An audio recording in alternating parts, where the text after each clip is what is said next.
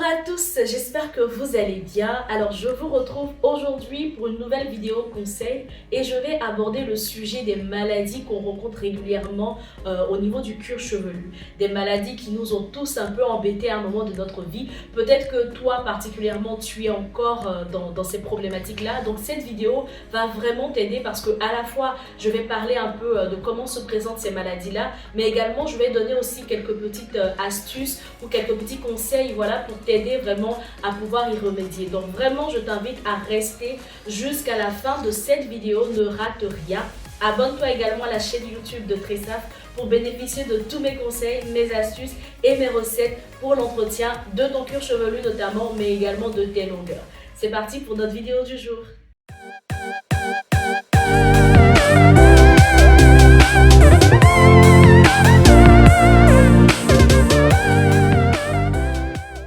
Alors, comme je disais tantôt en introduction, le cuir chevelu est sujet à plusieurs types d'inflammations et cela peut être dû soit à une mauvaise alimentation, soit à un mauvais traitement du cheveu, donc l'utilisation excessive de produits chimiques, ou soit même à des faits qui sont vraiment extérieurs et indépendamment de notre volonté, comme le soleil ou les changements de température. Ici en Europe par exemple, quand on passe de l'été à l'hiver, le cuir chevelu, tout comme la peau aussi, est affecté. Donc tous ces éléments-là vont agir sur le cuir chevelu et peuvent causer des irritations, des inflammations.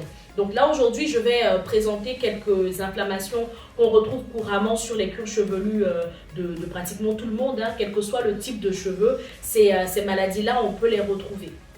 Les symptômes qu'on observe régulièrement, ce sont soit des démangeaisons, des boutons, des rougeurs, des plaques au niveau du cuir chevelu. Donc ça, c'est un peu pour l'ensemble de ces maladies-là, mais c'est vrai que certaines ont des symptômes qui sont spécifiques. La première des maladies qu'on retrouve le plus fréquemment au niveau du cuir chevelu, c'est la dermatite séborréique, aussi connue sous le nom de pellicule. Elle se caractérise par des plaques grasses au niveau du cuir chevelu. Souvent, quand on se gratte le cuir chevelu, on voit qu'on a des petites matières comme ça, une petite matière blanche, grasse dans l'ongle quand on se gratte le cheveu. Donc, effectivement, c'est ce qu'on appelle la dermatite. Donc, soit ça peut être accompagné de rougeur ou même accompagné de démangeaison. Mais en tout cas, on est d'accord pour se dire que ce n'est pas du tout agréable. Les causes de la dermatite sont vraiment diverses d'une personne à l'autre. C'est vraiment très varié. Il n'y a pas qu'une seule cause qui peut causer les pellicules. Soit vous utilisez de mauvais produits, soit votre cuir chevelu est trop sec, ça peut arriver, ou même votre cuir chevelu est en excès de sécrétion de sébum, donc il est trop gras. Donc vraiment les raisons sont assez variées, mais on peut tout à fait remédier à ce problème-là. L'un des ingrédients naturels que j'aime bien utiliser ou recommander à mes clientes qui ont cette problématique, c'est la poudre de Nîmes. C'est une poudre ayurvédique, donc la feuille de Nîmes est une plante qui est extrêmement riche en nutriments qui vont venir réguler la sécrétion de sébum, hydrater le cuir chevelu, régler tous les petits problèmes d'irritation, de démangeaison, de rougeur. Donc vraiment, la feuille de Nîmes, elle est top. C'est vraiment idéal pour régler ce problème-là. Vous pouvez retrouver la feuille de Nîmes sous forme de poudre. Vous pouvez retrouver également l'huile de Nîmes, ou vous pouvez vous-même vous faire votre petit extrait de jus de Nîmes si vous avez à proximité des feuilles de Nîmes. Donc vraiment pour régler cette problématique de dermatite, moi je recommande d'utiliser tout ce qui est à base de poudre de Nîmes, de feuilles de Nîmes, tout simplement. La deuxième maladie qu'on retrouve régulièrement au niveau du cuir chevelu, c'est ce qu'on appelle le psoriasis du cuir chevelu. C'est une maladie qui est dite auto-immune, qui se manifeste par des plaques grasses au niveau du cuir chevelu, des plaques blanches ou même des démangeaisons rouges au niveau du cuir chevelu. Vraiment, c'est pas du tout agréable, c'est beaucoup de démangeaisons. Ça, c'est la particularité de cette maladie-là.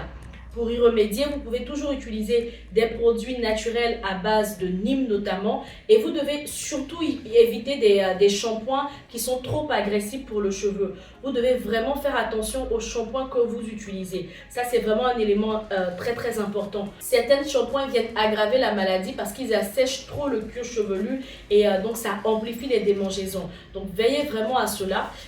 Si vous avez, on va dire même, si vous pouvez faire des pré-poux, des shampoings pré-poux avant de faire votre shampoing, ça va permettre aussi de protéger votre cuir chevelu et votre fibre capillaire notamment, et ça va éviter que le cheveu soit trop asséché après le shampoing. Donc je vous recommande d'utiliser à la fois des produits qui sont voilà, à base de poudre de Nîmes, un peu comme pour les pellicules. Utiliser des produits qui sont à base de Nîmes, poudre de Nîmes, huile de Nîmes, feuilles de Nîmes. Et aussi pour le psoriasis en particulier, vous devez faire attention au shampoing que vous utilisez. Idéalement faire un pré-poux avant votre shampoing pour protéger la fibre capillaire et éviter que le cheveu ne s'assèche trop après votre shampoing. Une troisième maladie qu'on retrouve également sur le cuir chevelu, c'est l'eczéma. L'eczéma va avoir la particularité de souvent faire des croûtes sèches. On va avoir aussi des démangeaisons, des rougeurs, un peu comme pour les deux autres. Mais là, la particularité, on va avoir quand même des croûtes sèches. Donc, il faut faire attention. Hein. Les pellicules, c'est un peu des petits filets blancs comme ça qu'on voit, ou des petits points blancs, des petits trucs blancs comme ça qu'on voit sur le cheveu. En fait, c'est de la matière grasse tout simplement. Et puis, au niveau de l'eczéma, c'est vraiment des plaques, des croûtes plutôt, pas des plaques. Des croûtes, quand vous voyez vraiment qu'il y a des croûtes qui se décollent de votre cuir chevelu, là on est un peu plus sur de l'eczéma. L'eczéma sur le cuir chevelu peut être dû soit à une sécheresse même du cuir chevelu, une infection au niveau des follicules pileux. Il peut avoir, comme je disais, énormément de raisons, mais principalement là où il faudra agir, c'est vraiment sur les éléments, sinon sur les produits que vous choisissez pour votre routine capillaire. Il faut éviter les produits qui contiennent tout ce qui va être parabènes, tout ce qui va être sulfate, tout ce qui va être trop riche en produits chimiques. Vraiment, si vous avez de l'eczéma, vous allez devoir investir dans des produits de bonne qualité. Partez sur des produits qui sont riches par exemple en aloe vera. L'aloe vera contient des nutriments qui vont venir aider au niveau du follicule pileux, même au niveau de tout l'ensemble du cuir chevelu, qui vont venir aider à nourrir le cuir chevelu pour éviter qu'il ne soit trop sec. C'est ce qui va permettre justement à ces plaques, sinon à cette peau. Parce que tout simplement, hein, la croûte, là, c'est de la peau en fait qui se décolle. Donc l'aloe vera va jouer notamment sur l'aspect de la peau, sur l'alimentation, sinon la nutrition voilà, du cuir chevelu, de la peau au niveau du cuir chevelu. Donc je vous recommande de partir sur des éléments, sinon sur des produits qui sont à base d'aloe vera. Aussi, vous pouvez même vous faire des masques, du jus d'aloe vera que vous appliquez sur votre cuir chevelu. Franchement, ce serait top. Donc eczéma, moi je recommande d'utiliser de l'aloe vera ou des produits à base d'aloe vera et aussi d'éviter les produits qui sont trop riches en sulfate, en parabènes. Ça même, je pense même que c'est le cas même pour toutes les maladies. Hein. Toutes les maladies que je cite là, faites vraiment attention à la composition chimique des produits que vous utilisez, surtout au niveau du shampoing. La quatrième maladie qu'on va observer au niveau du cuir chevelu, c'est ce qu'on appelle la folliculite. Donc c'est vraiment une maladie, c'est une attaque même concrètement du follicule pileux. Ce sont des bactéries ou des champignons qui vont venir attaquer le follicule pileux. La manifestation va se faire par l'apparition de boutons ou même de petits pustules, si je peux dire ainsi, des boutons avec un peu de pus dedans. Si vous remarquez vraiment que vous avez ça sur le cuir chevelu, franchement faites attention parce que plus vous allez casser les boutons, c'est vrai que ça démange beaucoup, mais plus vous allez vous casser les boutons, plus le pus va infecter l'ensemble de la tête et puis le problème va s'aggraver avec le temps. Ce que moi je peux recommander aux personnes qui sont atteintes de folliculite, c'est d'utiliser des ingrédients naturels comme l'oignon ou le gingembre. Ce sont des éléments qui sont antibactériens et aussi antioxydants. Donc grâce à leurs propriétés, ils vont vraiment permettre de corriger cette imperfection-là au niveau du cuir chevelu. J'ai fait ici des vidéos de quelques recettes pour l'utilisation du gingembre et de l'oignon. Je vous recommande d'aller regarder ces vidéos-là et de l'appliquer sur votre cuir chevelu. Vous m'en direz des nouvelles. La cinquième maladie qu'on retrouve généralement sur le cuir chevelu, c'est ce qu'on appelle le lichen plantaire. Donc c'est une maladie qui est chronique au niveau de la peau et qui va venir affecter le follicule pileux.